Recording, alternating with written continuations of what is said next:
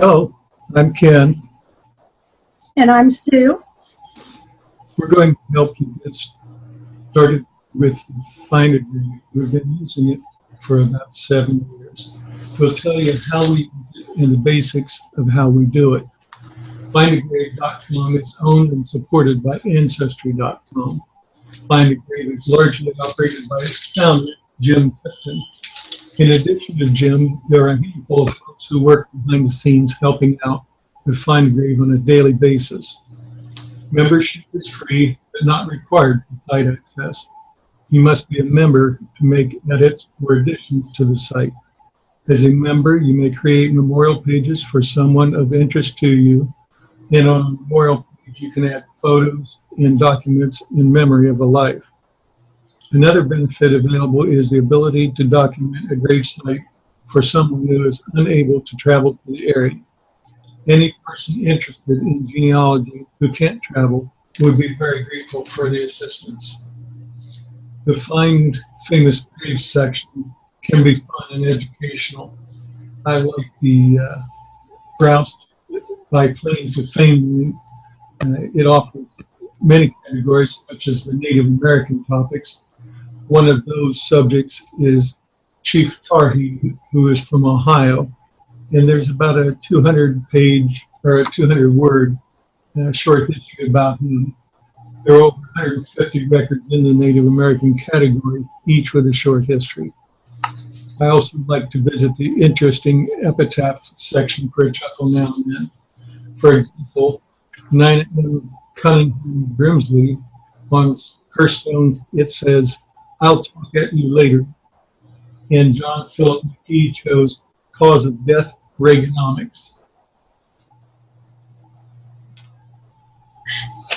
Okay, so back to the Find screen. I would like to comment that I would strongly encourage anyone who is agreeing to be a volunteer for Find a Grave to, on the main page, make sure you check out the privacy statement and the terms of service. The links are located on the bottom of the main page. You'll see these links will offer you information on compliance, user rules, and the Find a Grave community rules. They're especially important as they cover items such as copyright, privacy, ownership, and basic user rules. But back to our Find a Grave search. Find a Grave offers more than 154 million grave records from cemetery and non-burial memorials all over the world. You might ask, what is a non-burial record? Those would include such situations where a deceased person has been cremated, maybe the ashes have been scattered, maybe they donated their body to science or university, maybe there's a burial at sea, or in another scenario, maybe the body was lost due to the type of death that was occurred. Specific searches are done by completing the online search form, which you will see on our slide. Your search criteria should include as much detail as you have available to you on a deceased person. The first, middle, and last names, possibly a maiden name, a nickname if known, the birth and death year, or in the case of you're not sure exactly what year someone was born or died, use the before or after an indicated year, the burial location if known. Your search can be limited to those with or without a grave photo. It's just an option you have for filtering purposes. You can filter search further by indicating the order of how you wish to review the list that you receive of possible matches. Example, you can get the list by name, by birth date, death date, or by the cemetery where they may be buried. This is especially helpful if you only know possibly the death date and their name. So start with the death date, and it will be in order of the date. Note, the results you receive are solely based on the criteria you use in your search. If the grave memorial does not have the middle name included and you use it in your search, the grave will not show up. Here I would like to show you an example. On this Find a Grave search, I have entered the first name and last name of my grandfather. In this search, I'm saying his name is Carl Goldsmith, and he is in a cemetery in Ohio. And why as if that's all the information I have. You'll click search, and what comes up, you will see that there are 3 persons named Carl Goldsmith buried in Ohio. If I have no other information known to me, then I would just begin by searching each of these individual memorials to determine if I could narrow down which one of these is my grandfather. Let's say I have additional information. I know his middle name.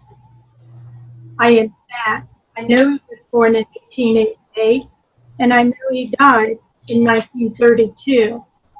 Again, as I said, the more information you have, the better your search results will be. Again, I will search, and you will see that it narrows down the research and gives me only the one link, which in fact is my grandfather. So that gives you a sample of how different information you input, the better the research results will be. Here's another example. We were recently requested by a friend to search on his grandfather. He had his name, Alastair C. McQuiston, and he knew that he died somewhere around or after 1970. So in this search we performed for him, we entered the information he had, Alastair C. McQuiston, and that he died after 1970, and he also only knew that he was buried in Indiana. So again, we will perform that search. As you can see, Find a Grave says, sorry, there are no records in the Find a Grave database matching your query. So that tells me one of 2 things. One, he possibly has not been entered into the Find a Grave database, or the search criteria I used is either incomplete or is providing too much information. Since we know the first name is accurate, we know the second name and the third name is accurate. We don't know exactly when he died, but we do know he was buried in Indiana. Normally what I start to do is eliminate things such as the middle name. So I'm going to delete the C, I'm going to leave the death year and the state of Indiana and perform another search. And sure enough, we now get a grave result of Alastair McQuiston. So you click on that link, and what you will notice is that whoever the creator was possibly didn't know this person, possibly had just created the memorial based on a grave burial record, or perhaps just by viewing this photograph of the headstone. Therefore, if you'll notice up here where the name is, there is no middle initial C. So we're able to tell our friend that we found the burial location of his grandfather, that he is indeed in Indiana, in Indianapolis, at the Washington Park East Cemetery, and it even has the plot section, the lot number, and the space location. And if he wanted, we could ask the creator to transfer the management of this memorial to our friend, and he can have ownership of his grandfather's memorial. But back to the search and how we use Find a Grave. As you can see, memorials offer valuable information. And once you find the record, you'll see that you not only get the record, as we did in my grandfather, or in Alastair's case, but in my grandfather, you'll see that there's a bio, that there's a headstone photo, there's even a portrait. And I'm going to scroll down, and you'll see that not only that, but there are links to his parents, his father, his mother, his spouse, a child that has died, and in addition to a sibling. And those links are the links will automatically take you to another person's memorial page. And in this instance, this is my great-grandfather, and he is buried in the same cemetery as my grandfather. However, be aware that it doesn't matter where they're buried at, as long as the link is provided, it will go to whatever cemetery in whatever state or location that person is buried in. So it crosses state lines and provides you so much information. And there's a portrait here. My grandfather died when my father was only 6 years old, so obviously I never got to know him or meet him. But it was nice that my dad had this photograph, so I was able to see him.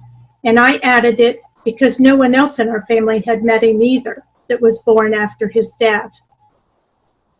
I've even added a flower and a note. And that's another option that they offer you when you create a memorial or become a volunteer member. You can click on that and add any flower and make a little memorial note that you wish to add.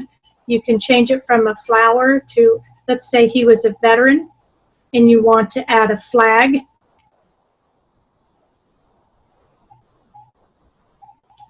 I'm sorry, it seems not to want to go there. Okay, well anyhow, there's other options that you have. There it comes. So you can add if he was in the Navy or the Air Force, or if you just want to put on a flag. It's just a nice little sentiment that you can add for a loved one. But keep in mind, any photograph of whether it's the headstone or a portrait in this case, an obituary, a death certificate, there's a number of things that you can find on these sites. Keep in mind that these are owned by the original submitter, and unless you are granted express permission to copy and use these photographs, you should not do so, especially if you're going to possibly upload them to another public site. So I would caution you if you're going to do that.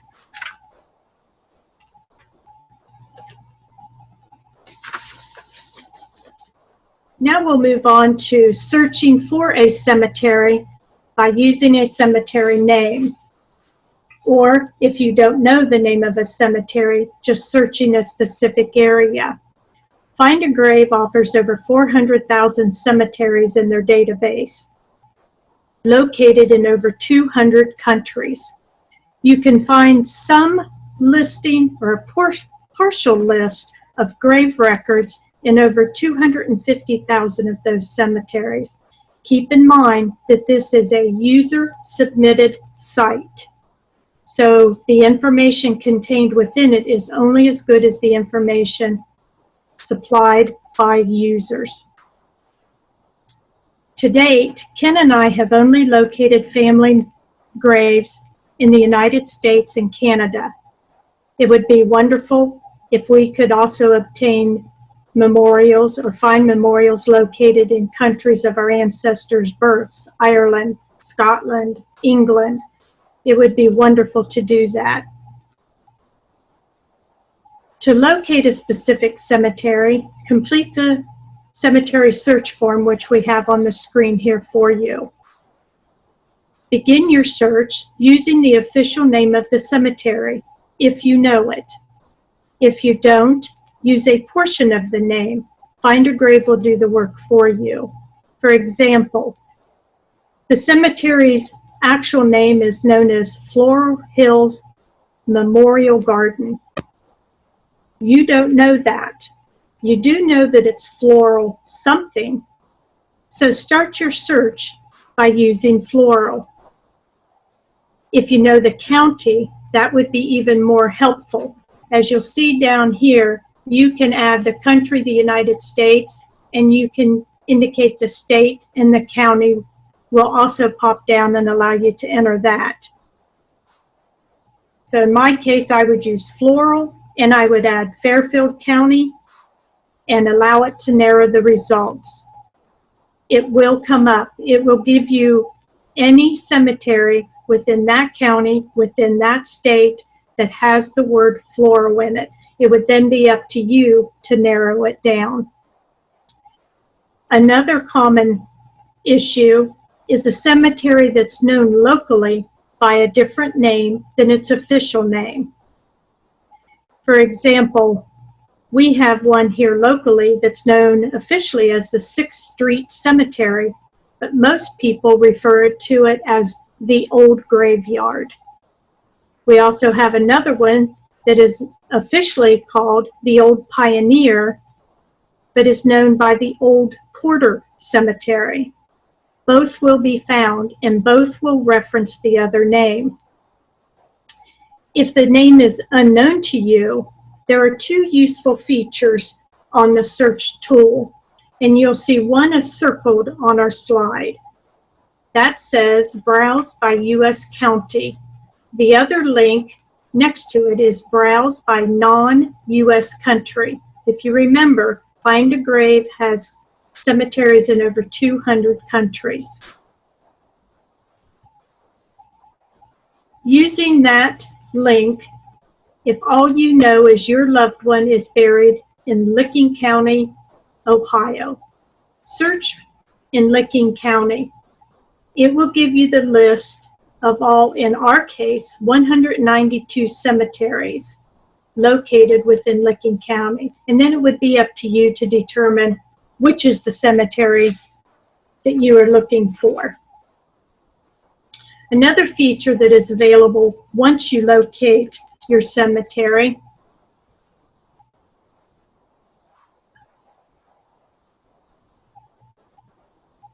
is,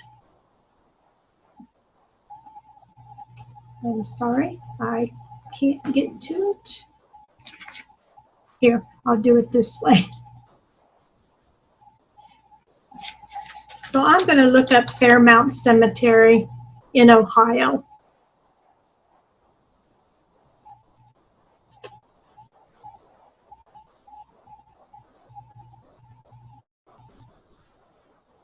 And you'll see that there's many.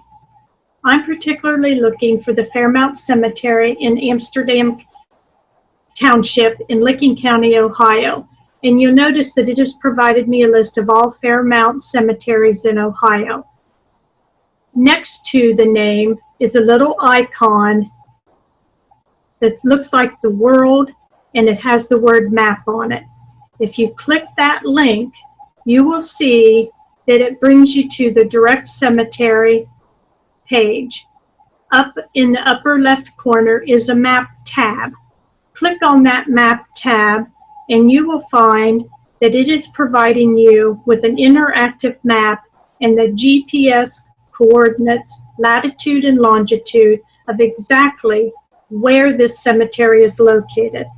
This is especially helpful if you are traveling to an unfamiliar area and want to visit a cemetery. As you'll see in this map, it will give you the crossroads of important roads that you may find on your GPS in your vehicle. You can coordinate and enter the longitude and latitude in your own personal GPS, and it will help you locate that cemetery. Especially helpful in a rural area, in an area that you're unfamiliar with it. Ken and I personally have used this feature many, many times, especially when we are traveling to another state for our genealogy research purposes. It has saved us countless miles, time, and gasoline cost. The cemetery page also can provide other useful information. On the right-hand side, you will see links that are available to you. You can view all interments. In this case, this cemetery has over 2,000 memorials. Again, may not be all of them that are located there. These are only the ones that have been added by users of Find a Grave. You'll notice that 83% of the grave memorials added to this cemetery site have been photographed and uploaded. Our eventual goal is to have 100% photograph headstones. You'll also see that there's signage for the Fairmount Cemetery that is on this page, and maybe other buildings. In this case, there is a Baptist church located on the cemetery grounds. So you can get a lot more information. You can see that the photo requests are located here, and at the date that we are looking at now, there's currently 8 photo requests. But the other important thing to note is that this description down here can include things such as where it's located, what the coordinates are. It may also include, and we have personally seen this, the conditions about the cemetery, about how it might be on private property, how you might have to obtain the permission of the owner of the property before you go onto their property to see if you can locate the headstones. It may be that the condition is so poor and that the headstones are lost or have been moved. That information may also be there and be very helpful to you. Save you a wasted trip if you go and it is no longer there. Possibly it's defunct, as in the case of our 6th Street Cemetery that I mentioned earlier. But we specifically, especially love this search engine, especially when traveling, as I've said. Sometimes we may not be necessarily looking for anything in particular, but just want to wander through and see what kind of historical, maybe veterans or search or other information that we can find. So use it and have fun.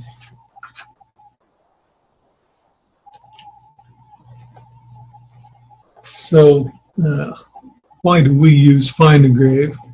And our primary purpose was for family genealogy research.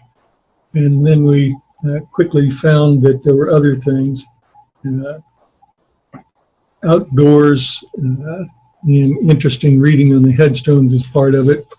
We work on a common project, so that's been fun for the two of us. And there's a sense of satisfaction added once we began fulfilling requests. We've seen wildlife like bluebirds and wild turkeys, red fox and hawks during our cemetery walks. And have you ever seen a cicada hatch? We got to see that. One evening after visiting a cemetery in Maine, we rounded a curve and saw a lynx cross the road 50 feet in front of us. Several trips have taken us through Amish country in Ohio and Pennsylvania, where we had the pleasure of watching their daily way of life. And we like to have the quiet lunches in the country by ourselves, sometimes in the car when we packed it. And eating at mom and pop restaurants off the beaten path is always fun. Many cemeteries are on hilltops and views can be breathtaking. I often wonder how the cemetery came to be placed at a certain location. Moving on, I'd like to touch a little bit about what we do and how we use the site in both our own research and our genealogy efforts, as well as a volunteer. As far as Ken and I are concerned, we primarily use the site to further our research efforts in our genealogy hunt, to find the grave record of an ancestor and possibly other information regarding them. We create grave memorials for close family members who have died, for those who have not been created yet, and as volunteers by adopting a cemetery that is not yet 100% photographed and memorialized. A common courtesy that we practice is to always permit family members to create memorials first, allowing them time to mourn the loss of their loved one, and then to create the memorial in their own time.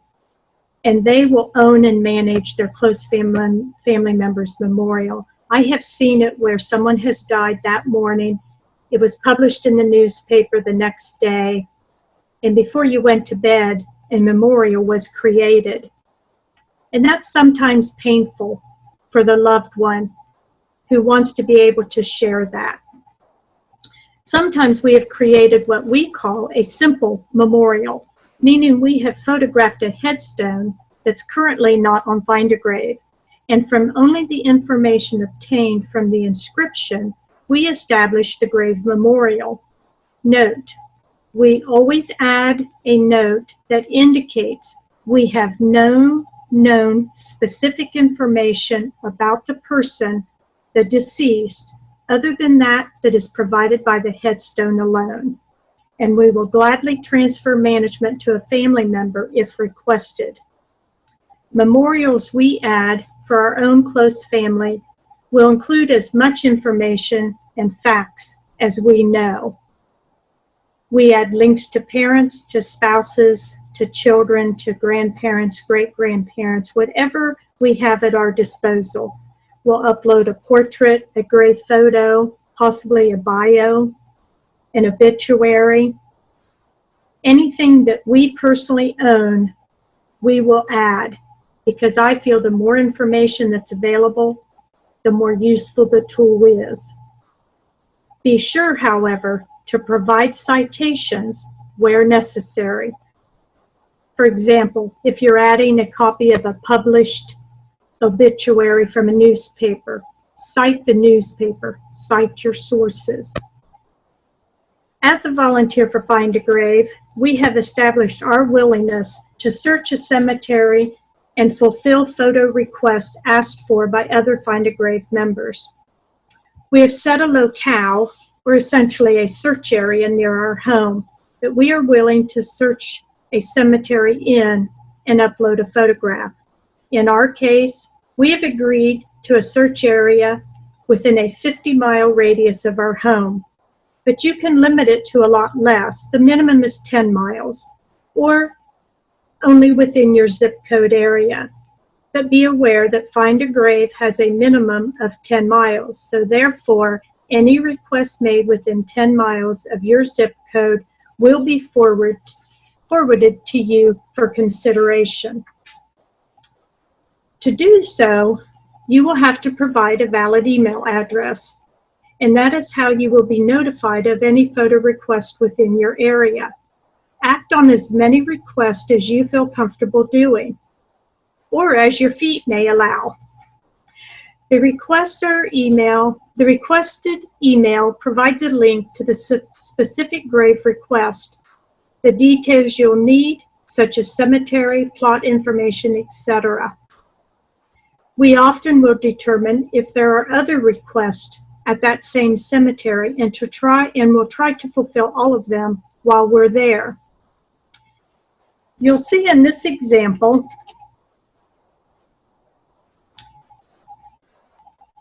that at Fairmount Cemetery, there is currently 8 photo requests. That is an actual link that you click on. And when you do, you will see a sheet pop up that says Photo Request for Cemetery, Fairmount. It gives you the name of the deceased person, the birth and death date if known to the requester, who is requesting it, and the date it was requested. And it will also provide the cemetery, the information. In this case, it's 8 miles from our home, and gives you the current status. In this case, it was claimed by me. It also is reporting a problem. The problem is there is no headstone available at the grave site, and you can claim it, fulfill it, or report a problem right from this particular page.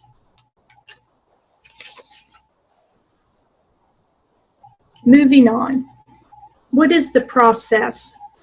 And by that I mean, what is the process to become a photo volunteer? And then once you are, what do you do? You register on Find a Grave and become a member. Remember, it is free. You complete your contributor profile tool, which is for your personal use, and is only seen by you. By filling out the contributor profile, you are establishing the choices that you are making as a volunteer. For example, the radius of the area that you'll use to search a cemetery in, whether or not you want to permit public messages to be posted to your profile. You will provide a public profile. You can be as public as you want. You can use your personal name, which I choose to do, or you can use an anonymous name. I've seen names such as Grave Hunter, On the Path. I've seen very, very unique names. Some people use their birth year and their initials. Some use their full name and provide a lot of details about themselves. That is for your use and your use only. Once you're registered as a member and volunteer, sit back and wait for requests to come in. And trust me, it won't be long. Upon receipt of an email request, provided in that email will be links that can take you to either the person's memorial page, to the cemetery where the grave is located, or to the requesting person's page. Once you click on that and see if you determine that it's one you want to do, you choose to accept the mission or not. It's up to you. You can claim the request by locating the grave. By doing a claim, you agree to locate the grave and upload a photo within 14 days. Ken and I personally do not claim the request until we are at the cemetery and have determined a headstone exists. Once you do, you take the photograph. You have to resize the digital photo to a maximum of 8 megabytes, upload to the grave memorial, document the photo, which I'll discuss on the next slide, and then sit back and enjoy the feedback, the thank yous, and the connections you'll make from the happy requesters. And that information is via the public message forum, which I do personally allow on my site.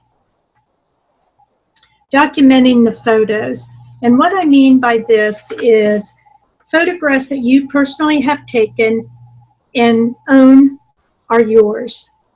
You have the right to choose whether you permit someone to have access to those photos other than just viewing it on the site. What I mean is, do you want someone to copy it and use it for their personal research, to use it and load it possibly to another public site?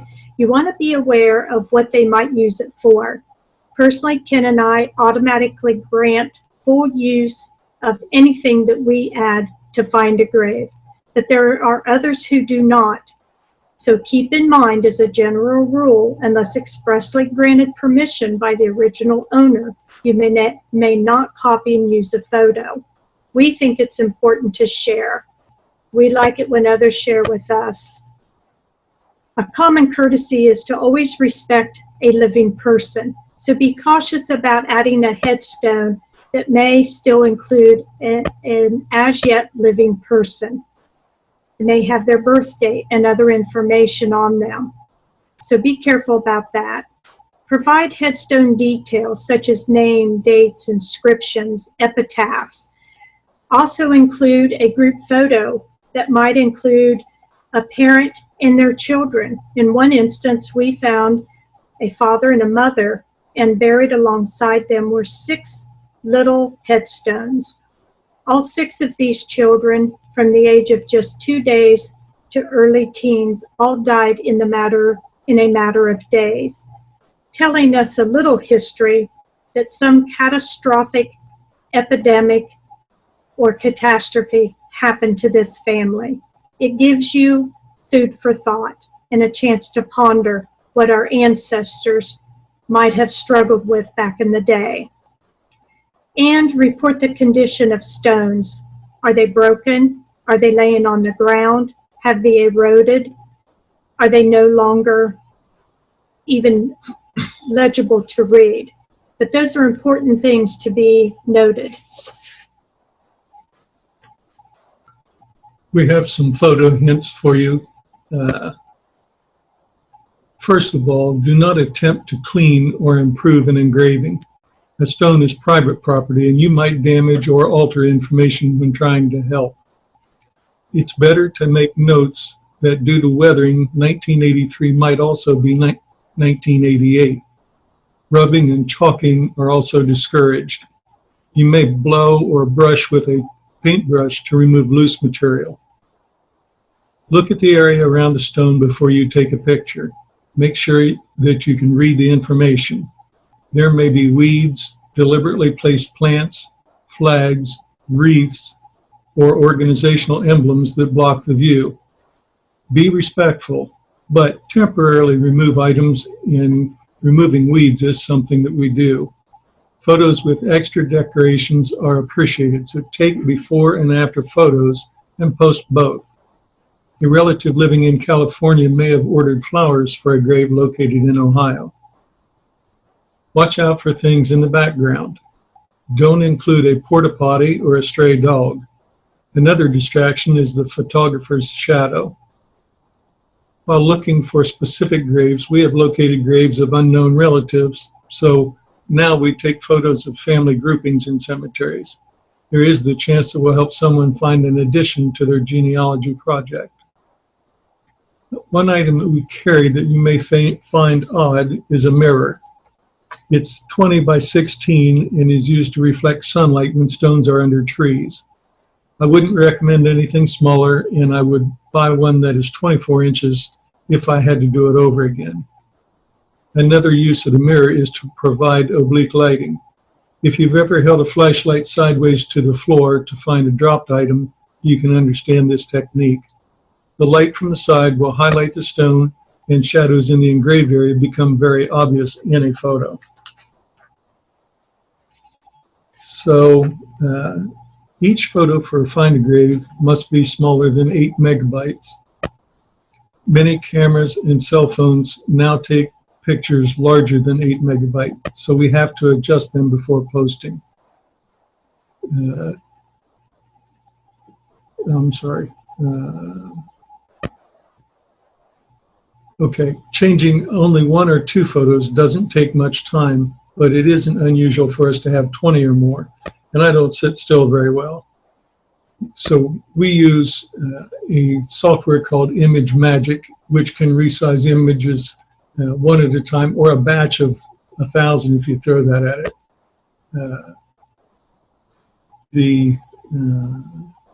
When I do it, I copy the photos to a folder and turn Image Magic loose and go get a cup of coffee and a sandwich. Linux users can ask for my script, but Microsoft or Apple people are on their own. I'm sorry. There is a Microsoft Windows help page that's listed in our slide pack.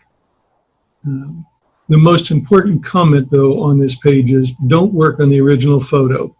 I have on occasion cropped photos only to save them and then realize I hadn't done it well. There's no way back if it was the original photo.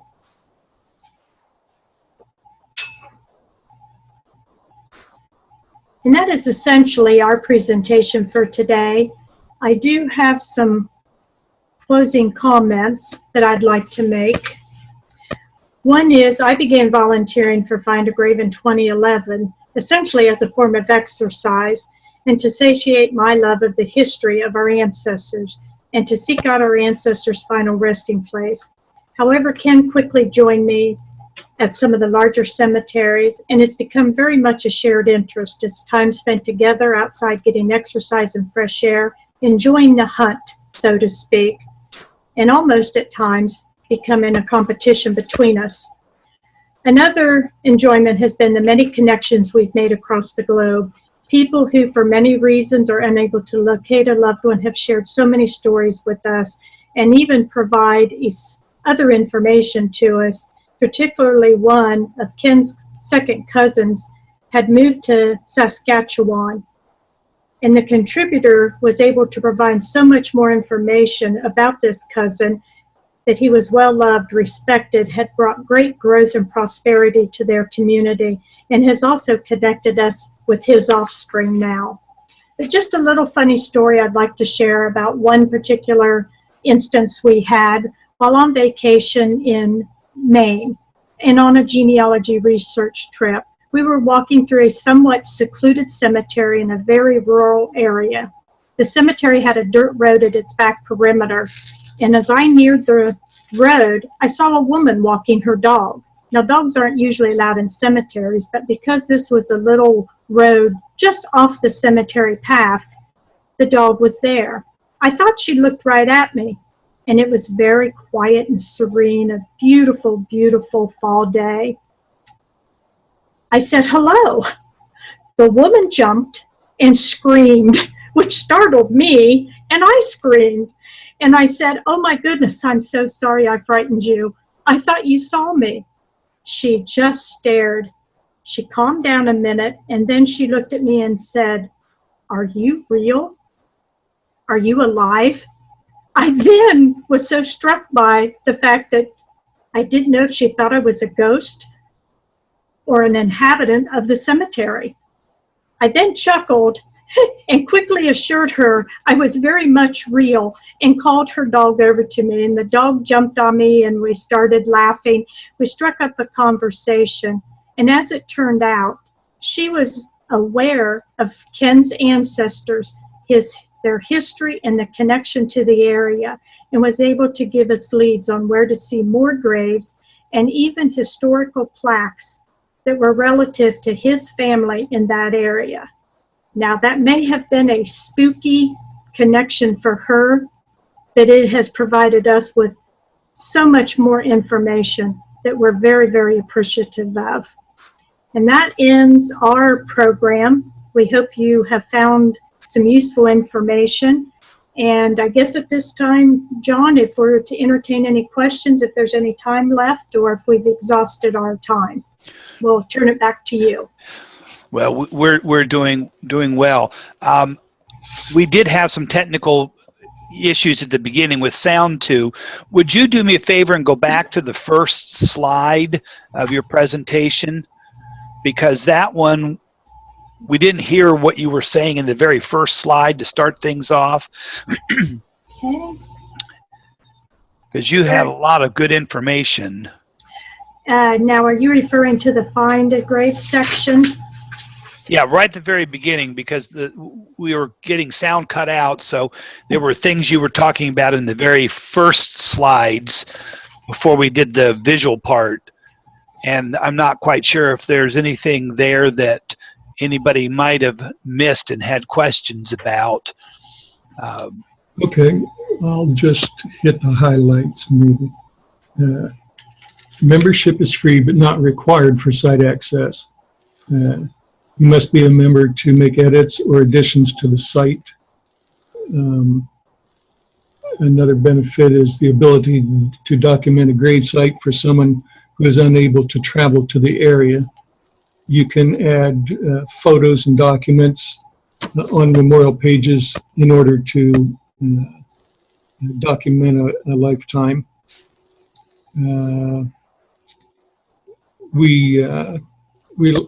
I personally like to go to the famous grave section and occasionally look through the claims to fame area. It lists many different topics. One of them I grabbed was Native Americans. There's almost 200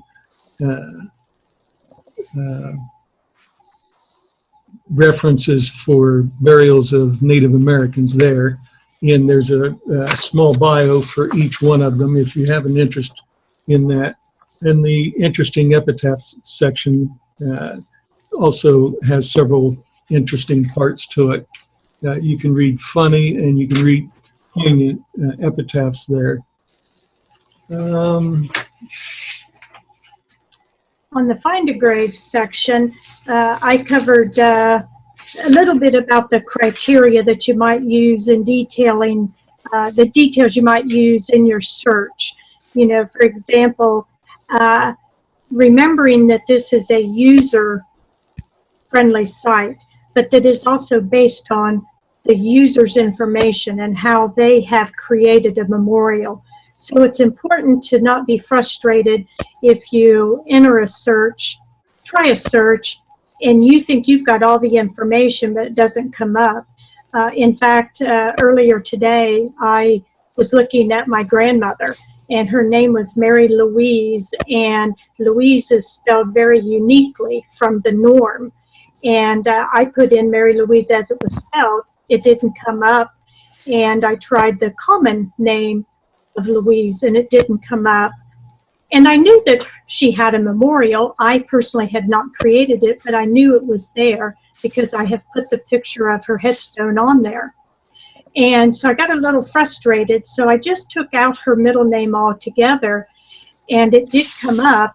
The person who had created it had just used the middle initial L.